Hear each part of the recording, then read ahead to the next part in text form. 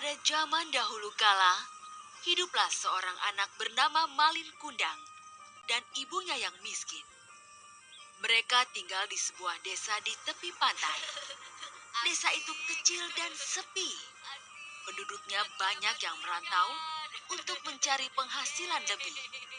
Tidak banyak yang bisa dilakukan di desa mereka. Tanahnya gersang, ikan di laut pun sedikit. Hari berganti bulan, bulan berganti tahun, dan tahun berjalan dengan tergesa-gesa. Tanpa terasa, Malin sekarang menjadi pemuda yang tampan dan kuat. Dia mulai bosan tinggal di desa yang sepi dan miskin itu. Dia ingin merantau seperti ayahnya. Aku akan merantau seperti ayah.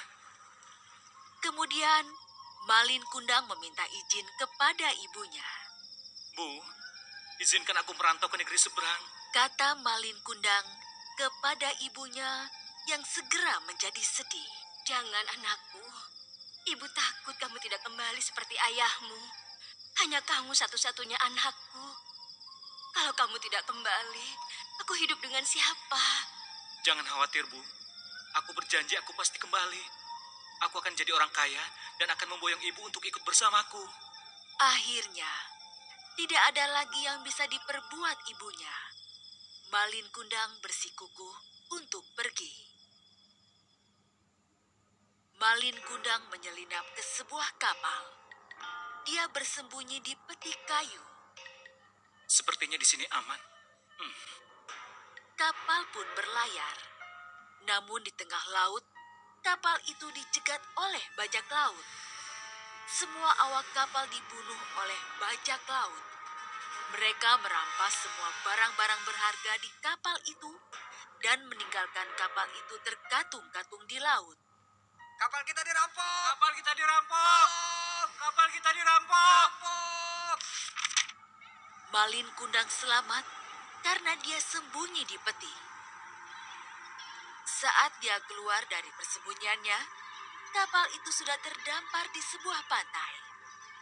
Sungguh beruntung, sebab di dekat pantai itu ada sebuah desa yang subur dan kaya.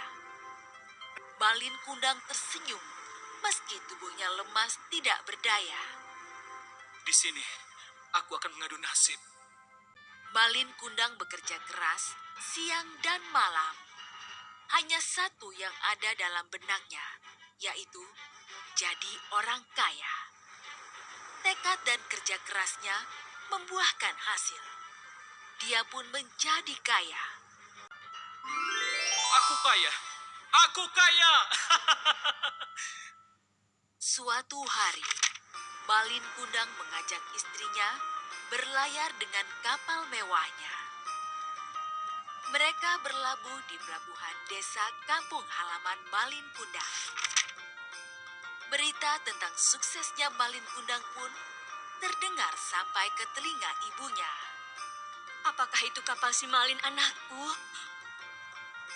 Dengan hati riang, ibu yang sudah renta itu terseok-seok berjalan ke pelabuhan. Dia memang Malin Kundang. Aku yakin. Batin ibunya saat melihat Malin turun dari kapal bersama istrinya. Malin, Malin, kamu pulang, Nak. Istri Malin Kundang heran dengan seorang ibu tua yang berlari ke arah mereka sambil berteriak-teriak. Pakaiannya compang-camping, wajahnya rentah dan lusuh. Siapa dia, Kanda? Apa benar dia ibumu? Malin Kundang gelisah. Dia tidak mau istrinya tahu kalau Malin Kundang berasal dari keluarga miskin. Entahlah, Dinda. Mungkin hanya pengemis tua yang mau minta sedekah. Ibu tua itu mendengar perkataan Malin Kundang dan berubah sedih. Masa kamu tidak mengenalku, wahai anakku? Aku ini ibumu yang membesarkanmu. Malin Kundang menjadi marah. Ibuku sudah lama mati. Jangan mengaku-ngaku, wahai pengemis tua. Sang ibu menangis terseduh. Aku yakin kamulah Malin, anakku. luka di lenganmu. Hanya Malin Kundang anakku yang punya bekas luka itu. Malin Kundang makin marah. Dia menyuruh pengawalnya untuk mengusir ibu yang semakin terseduh-seduh. Ya Tuhan, jika memang dia benar anakku Malin Kundang, kukutuk dia jadi batu.